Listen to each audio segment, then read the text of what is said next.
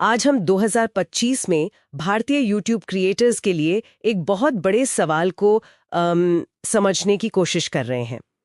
एक तरफ है विस्फोटक पहुंच वाले यूट्यूब शॉर्ट्स और दूसरी तरफ है स्थायी कमाई देने वाले लॉन्ग फॉर्म वीडियो। तो एक क्रिएटर को किस पर ध्यान देना चाहिए?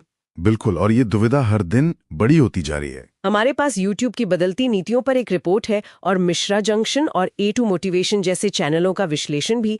तो चलिए इसे खोलते हैं। आज का मिशन ये पता लगाना है कि इस शॉर्ट्स बनाम लॉन्ग फॉर्म की लड़ाई में एक नए क्रिएटर के लिए जीत का रास्ता क्या है। देखिए, इस पहेली को समझने के लिए सबसे पहले हमें कमाई के नियमों को देखना होगा। YouTube ने अब इसे 2 लेवल्स में बांट दिया है। 2 लेवल्स। हाँ, पहला है फैन फंडिंग टियर। इसके लिए आपको 500 सब्सक्राइबर्स और पिछले 12 महीनों में 3000 घंटे का वॉच टाइम चाहिए, या फिर 90 दिनों में 3 मिलियन शॉर्ट्स व्यूज। ओके, तो ये एक एंट्री पॉइंट जैसा है, लेकिन इससे सिर्फ सुपर चैट, सुपर थैंक्स जैसी फैन फंडिंग ही मिलती है ना? सही। विज्ञापनों से कमाई नहीं होती। ये तो थोड़ा कंफ्यूजिंग है। मतलब YouTube चाहता है कि हम शॉर्ट्स बनाएं, लेकिन असली पैसा यानी विज्ञापन का पैसा उससे नहीं देता। क्या ये क्रिएटर्स के लिए एक जाल जैसा नहीं है? आपका सवाल बिल्कुल सही है, और यहीं पर दूसरा लेवल आता है। वो है राजस्व साझाकरण टियर। इसके लिए 1000 सब्सक्राइबर्स और 4000 घंटे का वॉच टाइम चाहिए, या फिर 10 मिलियन शॉर्ट्स व्यूज। हाँ, या 90 दिनों में 10 मिलियन शॉर्ट्स व्यूज। और यहीं पर वो विरोधाभास छिपा है जिसके बारे में आप बात कर रही थी। हमारे सूत्रों के अनुसार 90 दिनों में 10 मिलियन शॉर्ट्स व्यूज पाना बहुत मुश्किल है। हाँ, ये तो सब कहते हैं। बिल्कुल। इसकी तुलना में साल भर में 4000 घंटे का वॉच टाइम हासिल करना ज्यादा टिकाऊ और एक भरोसेमंद रास्ता है। यहाँ ये वाकई दिलचस्प हो जाता है, लेकिन 10 मिलियन व्यूज तो बहुत बड़ा नंबर है। क्या कम कमाई पर भी इससे अच्छा पैसा नहीं बन सकता? मतलब ये सिर्फ एक वॉल्यूम का खेल है? नहीं, और यहीं पे सबसे बड़ा फर्क है। भारत में शॉर्ट्स पर प्रति 1000 व्यूज की कमाई यानी RPM वो औसतन बस 5 से 30 रुपए है। बस 5 से 30 रुपए? हाँ, वहीं 8 मिनट से लंबे वीडियो का RPM 50 से 300 रुपए या उससे भी ज्यादा हो सकता है। 1 मिनट? ये तो 10 से 20 गुना ज्यादा है। ये इतना बड़ा अंतर क्यों है? क्या सिर्फ इसलिए कि लंबे वीडियो में ज्यादा विज्ञापन आते हैं? बिल्कुल।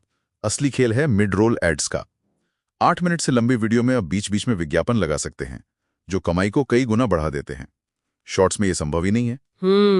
शॉर्ट्स को आप दुकान के बाहर लगे एक आकर्षक पोस्टर की तरह समझिए जो भीड़ खींचता है, और लॉन्ग फॉर्म वीडियो को दुकान के अंदर का वो प्रीमियम सामान जिसे खरीदने पर असली मुनाफा होता है। ये हुई।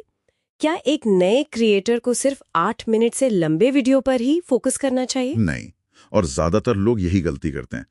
2025 की जो सबसे अच्छी रणनीति है वो है इन दोनों को मिलाने की। अच्छा? हाँ, जिसे हम 70-30 का हाइब्रिड मॉडल कह सकते हैं। 70-30? ये क्या है, थोड़ा और समझाइए। अपने कंटेंट का 70% शॉर्ट्स बनाइए। इनका सिर्फ एक लक्ष्य है, नए लोगों तक पहुंचना, वायरल होना और सब्सक्राइबर्स हासिल करना। जैसे मिश्रा जंक्शन चैनल ट्रेन की भीड़ जैसे शॉर्ट से लाखों नए दर्शक जोड़ता है। ओके, तो शॉर्ट से भीड़ इकट्ठा करो और बाकी 30%? बाकी 30% कंटेंट 8 मिनट से लंबे वीडियो होने चाहिए। ये आपके सबसे वफादार दर्शकों के लिए है। इनसे आप वॉच टाइम पूरा करते हैं, मिड रोल विज्ञापनों से असली पैसा कमाते हैं और अपनी कम्युनिटी बनाते हैं। मतलब शॉर्ट से आई भीड़ को यहीं पर वफादार दर्शकों में बदला जाता है? बिल्कुल, जैसे मिश्रा जंक्शन का बाबा कपिलेश्वर स्थान का दर्शन वाला वीडियो। तो आज के डीप डाइव का निचोड़ ये है कि ये या वो का सवाल नहीं है। सफलता दोनों में महारत हासिल करने में है। शॉर्ट्स का इस्तेमाल पहुंच के लिए और लॉन्ग फॉर्म का इस्तेमाल मुनाफे के लिए करें।